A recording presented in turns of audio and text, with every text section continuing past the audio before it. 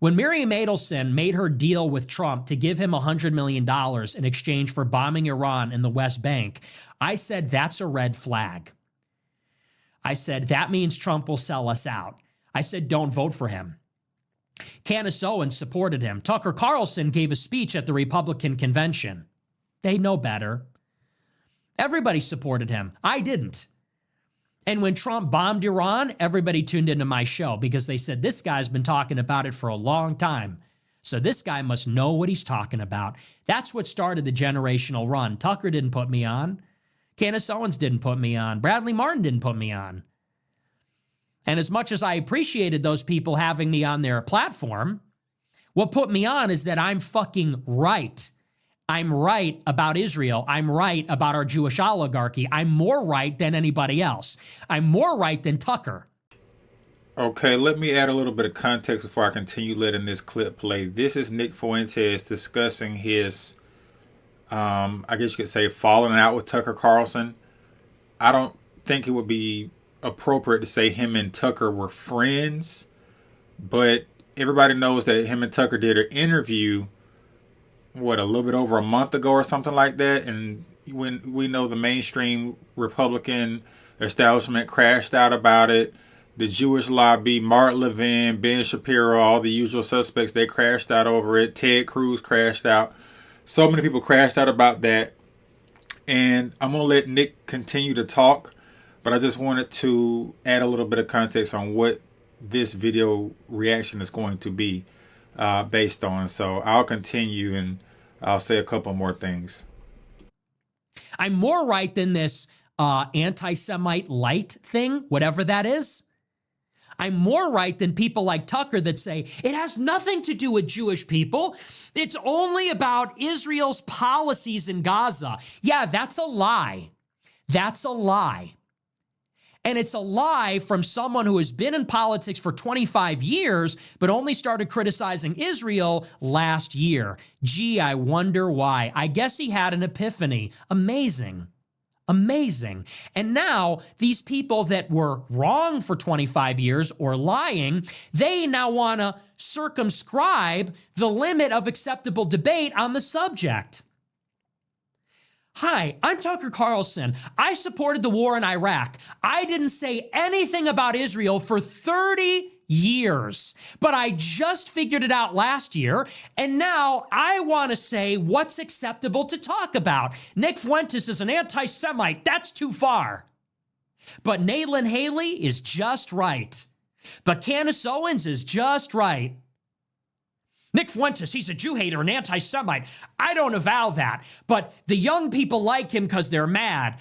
I'm sorry, why are we listening to you? Because you were wrong for 30 years. I've been right for the last 10. So maybe you should listen to me. I don't know why I'm listening to you. Allegedly, I found this out after the fact. After I went to Tucker's studio, I find out that he brought me on the show to dissuade me from being anti-Semitic. See, I didn't know that because he never brought that up. Okay, so he said a lot right there. So let me add a little bit more context. He was basically calling Tucker out because for many years, most of your major talking heads in the mainstream media, on the right specifically, including Tucker Carlson, have not been critical of Israel. As a matter of fact, they've been the opposite. They've been very pro-Israel. And we all know why that is, because if you were to criticize Israel and you have a big voice, you have a big platform, that's why Nick Fuentes is in the position he's in as far as being deplatformed, as far as being debanked, etc., etc. They've tried their best to isolate him. But as we all know, because the internet is so big and so difficult to regulate, he's been able to amass a big following on alternative platforms, and he's been able to do what he's done with platforms like Rumble and Twitter, now known as X, etc. It's always going to be Twitter to me, but whatever. So Nick Fuentes is upset that Tucker Carlson has been doing the rounds with people like Megyn Kelly, Piers Morgan, and basically Tucker Carlson was basically saying, he was alluding to the fact that Nick Fuentes has a different take on the Jews, on Israel, than him. Tucker Carlson says, I don't agree with what Israel is doing in Gaza. I don't want all my tax dollars going to Israel. A lot of your talking heads on the right, people like Matt Walsh, they'll say stuff like, I want Americans to be priority. I want my money to go to America first. But they won't get into all the minutiae and all the intricacies about the Israel-Gaza conflict, about the Iran situation. They won't get into all that. They won't get into Miriam Adelson. They won't get into Isaac Perlmutter. They won't get into Sam Altman, some of the people that Nick Fuentes has talked about that have given the Trump administration millions upon millions upon millions of dollars. And that's why they have such access to the administration, and their policy is front and center, and it's not even a secret. In our dinner, in our interview, he never brought that up. But since the interview, he's gone around to Megyn Kelly and to Sean Ryan and all these other people and told them, oh, I was trying to persuade him to stop hating Jews. That's weird. I missed that because it was so friendly. I didn't get that at all. And actually, in the interview, I agreed with him that we're against blood guilt. The speech that he's been giving everywhere. I don't know where that came from, but if that's the case, I would like to turn it around and say, maybe you should have had me on your show so that maybe I could teach you a lesson. Because you've been wrong or lying about things for 30 years. And I've been right for the last 10. So I don't know why we would take the guy who it took him 30 years into his 50s to figure out that there's something going on with Jews in Israel about where the limits of that discussion are. The guy that canceled Pat Buchanan, the guy that worked for Bill Kristol, the guy that worked for Fox News, the guy that supported Trump in multiple elections. We're now going to listen to him about where the line is and what's anti-Semitic and what isn't. Yeah, I don't know that you've earned that.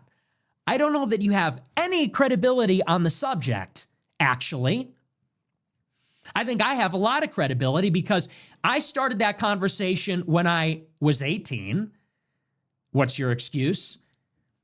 Because I was paying attention.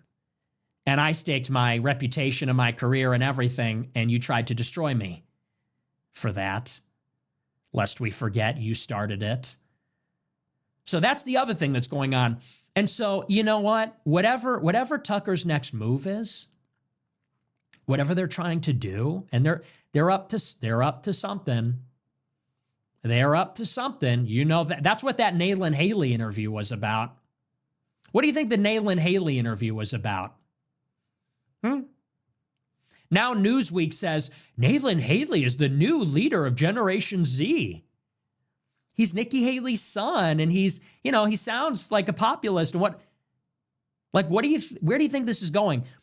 Let me tell you this, before they kill me, okay, before Peter Thiel and J.D. Vance have me killed for telling the real truth, let me just say this before I get killed or taken out in some way.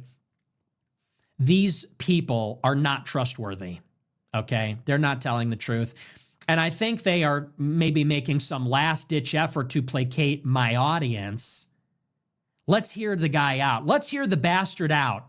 So that my audience is going to go and say, oh, Tucker's dad didn't run the CIA. Oh, J.D. Vance isn't a creation of Peter Thiel. Oh, Peter Thiel's great. Seems great. All that obsession with the Antichrist and, the dead boyfriend who fell from the window, that seems totally legit. They're trying to bring me on to earn the allegiance of the audience. They say, well, he had Nick on. He had Nick on, so he must be cool. Oh, well, they had Nick on, and they're now defending Tucker, so maybe these guys are cool. Let me tell you this, they're not cool. They're not square. So Nick Fuentes is insinuating that Tucker Carlson did not bring him on his show to interview him up in his cabin in Maine. Nick Fuentes believed that it was disingenuous. He doesn't believe that Tucker did it in good faith. He believed it was a setup. He believed it was a psyop. He believed it was a way to, show Gen Z and Nick's followers that, Tucker Carlson is not like everybody else. He's going to take a chance and interview Nick. But I'm not so sure my question is, what did Tucker Carlson really gain by bringing Nick Fuentes on, except more, you know, backlash from the right wing that's in bed with Israel. I mean, everybody with a big platform has been going at Tucker Carlson. It's like a us versus them type of war going on in the Republican Party right now, or at least, you know, conservatives versus the establishment, MAGA, America First, whatever, versus the establishment, as we all know. You look at guys like Officer Tatum, who's been bought and paid for. You look at guys like Ben Shapiro, like I said, the usual suspects. You look at all these people, right, that are, Bill O'Reilly did a show about Nick Fuentes. All these people talking bad about him. All these people dogpiling on Tucker Carlson. Tucker Carlson took a lot of heat for interviewing Nick Fuentes. So my question is, what did Tucker Carlson actually gain? He actually took a lot of arrows for doing that. So I'm kind of, I don't know. It could be a setup. Tucker Carlson could be in bed with them, but Tucker Carlson has openly rebuked a lot of things that's going on with Israel as well. He doesn't agree with the genocide. And yes, Nick Fuentes is correct that Tucker Carlson has not been calling out Israel for the past 10 years like he has. And Tucker Carlson is going to be about Tucker Carlson. Tucker Carlson's 56 years old. He's got kids Nick Fuentes' age. Right? Nick Fuentes is young enough to be his son. So Tucker Carlson, man, he's worth millions of dollars. He did get fired from Fox News. I personally believe that Tucker Carlson does have integrity. I believe that Tucker Carlson interviewed him because he wanted to. He didn't have to do it. He didn't need the money. He didn't need the views. He gets a lot of views if you go look at his channel. He was already a force of nature long before he interviewed Nick Fuentes. That's a fact. Whether you like Tucker Carlson or not, whether you team Nick, team Tucker, I like Tucker. I agree with Nick on some things. I disagree with Nick on some things. I disagree with Tucker Carlson on some things. But Tucker Carlson, he's a big dog. He's been in the game for a long time. And I'm just not so sure that this was a psyop or a setup to the degree that Nick Fuentes is alluding to. It just seems like Tucker Carlson sacrificed a lot just to interview Nick Fuentes. Fuck J.D. Vance. Fuck Peter Thiel. I won't say fuck Tucker because I was in his cabin and everything, but buddy, he is up to something. This guy is up to something, you know, and I don't like that he was so two-faced. He's a two-faced. I don't like two-faces. I know I'm from Chicago. We're not two-faced here in Chicago. Maybe you're two-faced up in New England, in Fox News, you know, in that world where you come from. We're not two-faced out here. And so you bring me on the show and you say one thing, and then you go everywhere and say, well, he attacked my dad. I didn't attack your dad. You lied.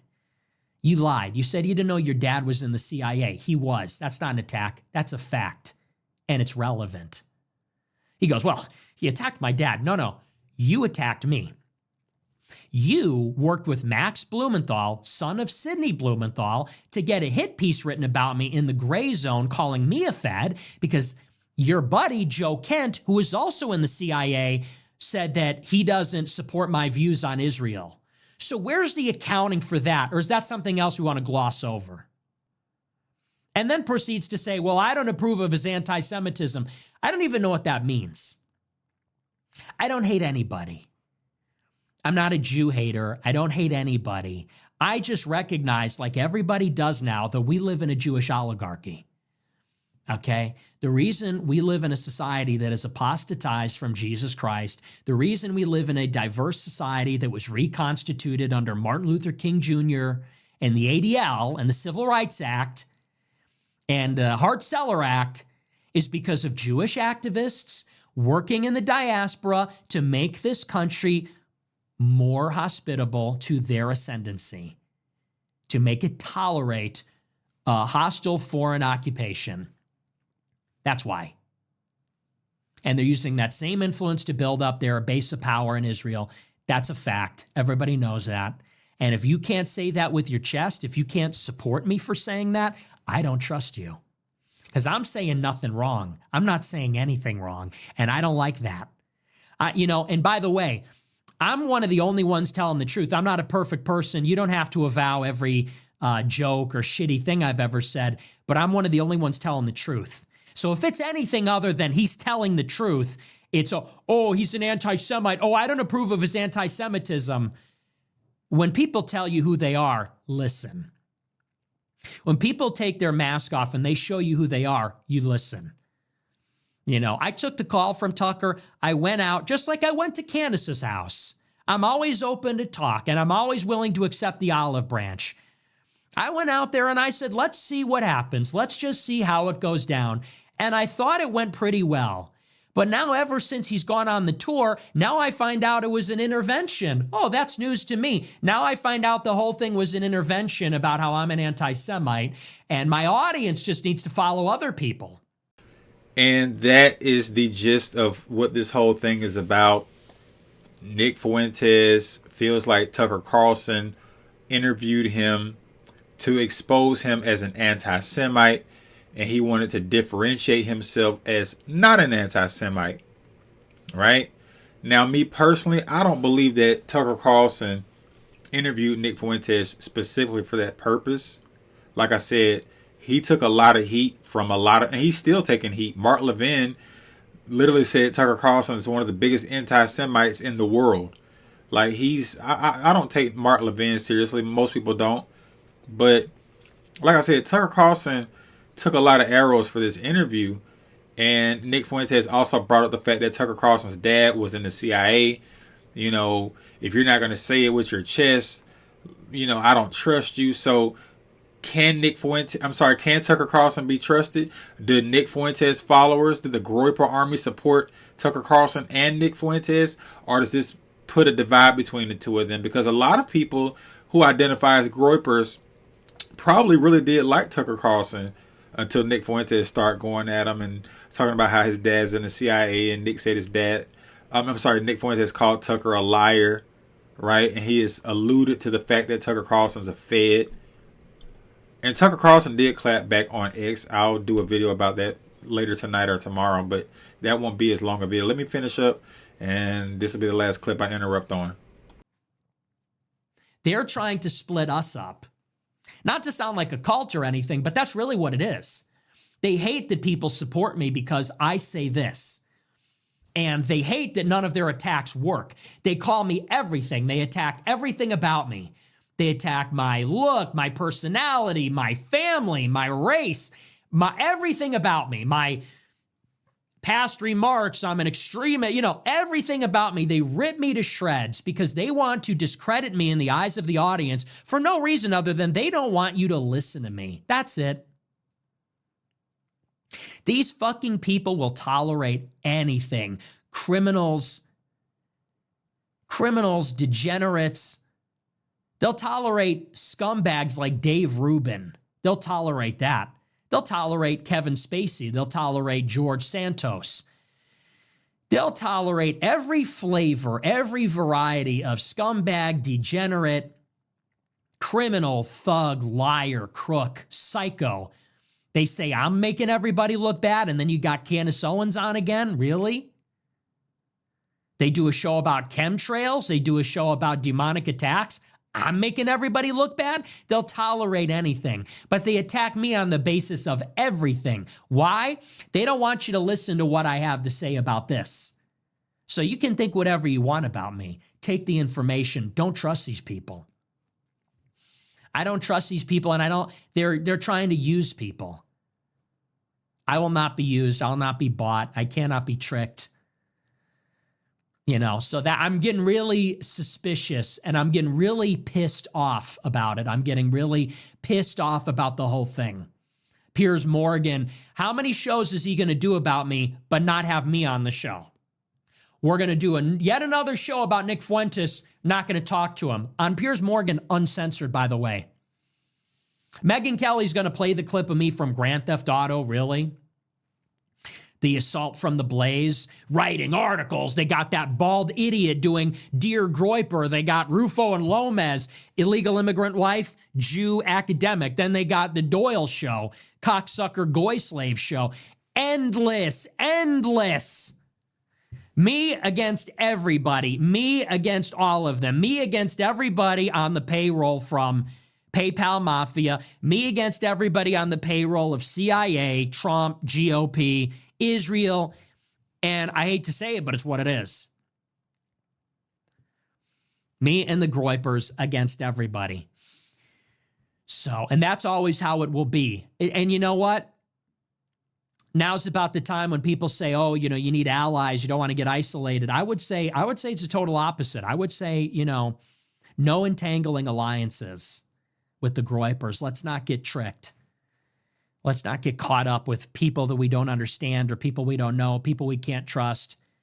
I don't know what Tucker's deal is. I don't understand it. I don't understand how a person lives like that. It's all a big fucking lie. The cabin with the knickknacks, it's an artifice. It's a complete artifice. The whole thing's an artifice. I don't like it. And I don't like what he's been saying. I think it's two-faced. I feel betrayed. I feel hurt. I feel betrayed. I think it was bullshit. Just like with Candace. I don't like these games. It's not good faith. It's not forthright. It's not direct. It's not honest. And you know what, buddy boy, you need your credibility right now. Whatever the fuck you're trying to do, you've been working for the system for 25 years, and I got your number because we know about your daddy and all that. And seems like a good guy. Seems like a fucking patriot for what it's worth. But he ran the CIA. He ran Voice of America. You can't really afford to act like that right about now. Can't really afford to be two-faced. You have to be a little bit above suspicion. You got to let some of that go. I don't like it. I don't like it at all. Anyway, that's how I feel. I don't like the backhanded compliments. He's so talented. I know I'm talented. I'm right. I didn't get canceled because I'm talented. I got canceled because I'm right. So don't give me this, he's talented and he's right about some things. Oh, but he's an anti-Semite. Don't give me that. Don't give me that bullshit. All right, that's all I have for today. And I'm going to just say this in closing because I need to go to the grocery store and prepare my dinner. I think that Nick Fuentes may have put the cart before the horse on this one. I think for you to call Tucker Carlson a Fed, in the past, in the very recent past, and then go on his show and do an interview with him, you taking pictures of him, he got his arm around you, y'all cheesing it up. I think that Nick Fuentes jumped the gun and thought that Tucker Carlson was kind of gonna warm up to him, and I'm not gonna say that Nick Fuentes thought that this was his ticket into mainstream, because I think that a lot of the talking heads on the right, the influencers with a lot of followers, big platforms, I think the majority of them have made it very clear that they don't have a desire to platform Nick Fuentes. I think that the masses that follow these people have made it clear that Nick Fuentes is still very radioactive and that he's not to be touched. But because Tucker Carlson has FU money, he did what he wanted to do. And in that last clip, you heard Nick Fuentes say, he feels hurt. He feels betrayed. And Tucker Carlson, like I said, his number one priority is Tucker Carlson. He's going to look out for Tucker Carlson first and foremost, and his family. Tucker Carlson got 4 kids. They're all grown, I believe. But at the end of the day, why would you trust Tucker Carlson to defend you and to brush people off when they call you anti-Semitic when you called him a Fed just a few months ago?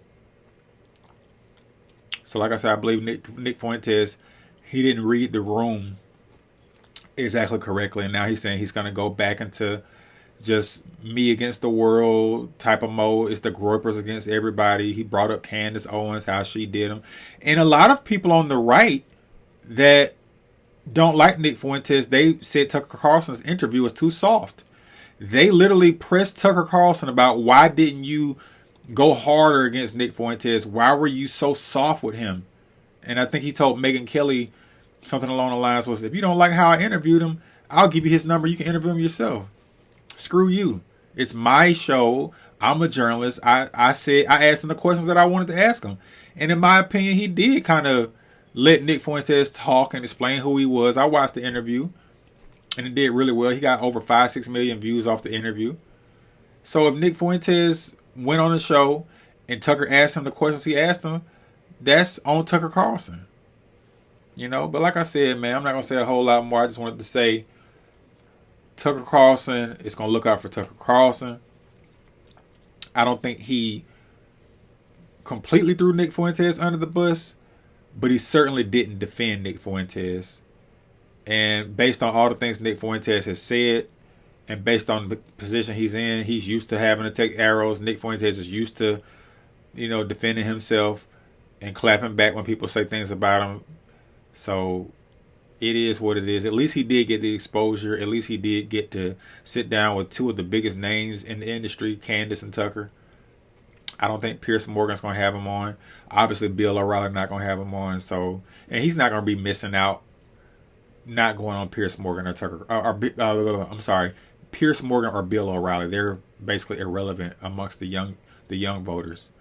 But what's going to happen is, over time, you will see a bigger divide between the younger population that listens to Nick versus the older population that despises Nick. Because right now, it's really just a Gen Z type of situation. And of course, there are millennials and Gen Xers and boomers. I got comments on a couple of my Nick Fuentes videos saying, oh, I'm Gen X and I rock with Nick. Oh, I'm a boomer and I rock with Nick. Okay, great. But the overwhelming majority of his supporters are still Gen Z and millennials, people in their 20s and 30s. And then a little bit in their early 40s, and then people in their 50s and 60s. His support goes down gradually as you get to older people. He's still not palatable for a lot of people that are older, especially your boomers. The boomers, they ain't rocking with Nick. The boomers are still very, very, very, very, very pro-Israel. But those of us under the age of 50, I'm a millennial. I'm a little older than Nick. Right? So my generation, we're kind of maybe half and half. But Gen Z, Gen Z done left the Israel plantation probably over the past 3-4 years, especially with this whole situation with Trump and Iran, bombing Iran, and then Gaza. That was the nail in the coffin. So it's sad, man. It's sad that you got somebody like Nick Fuentes who could be a lot bigger if his rhetoric was a little bit more palatable for the mainstream movement of conservatism. And I'm not saying we should allow the stuff going on in the mainstream conservatism to be what it is, the Israel stuff. And then, of course, his pro-white, rhetoric and his anti-black rhetoric. A lot of the stuff that he has said in the past is coming back to haunt him. And that's what's holding him back from getting in the mainstream like he wants to be. Nick Fuentes wants to elevate. He's tired of being a nomad out there in the wilderness. He wants to be, not necessarily like everybody else, but he just wants to have a life where he can have a regular bank account like everybody else. He can be on YouTube. He can be on Facebook, Instagram like everybody else. He wants to be treated like everybody else. But that's not the world we live in, and we know who controls all these things. So, at least he's standing 10 toes down on what he believes in. He's not equivocating on his beliefs, on his positions. And over time, we'll see what happens. We'll see how things, develop with Nick Fuentes and the mainstream establishment, especially as Gen Z gets older. As Gen Z white males become the new millennials and us millennials become the new Gen X, we'll see how things progress. But as of right now, Nick Fuentes, he's reached his ceiling as far as how far he can go into mainstream conservatism. He can't go a whole lot further because there's too many boomers still left. The Israel lobby still too strong. They still got the mainstream conservative movement in a chokehold right now. And that's just what it is. He'll grow on Rumble. He'll grow on Twitter. He'll still go viral. But they're going to keep gatekeeping them. They're going to keep holding them back. And only time will determine how things go. Thank y'all for watching. Peace.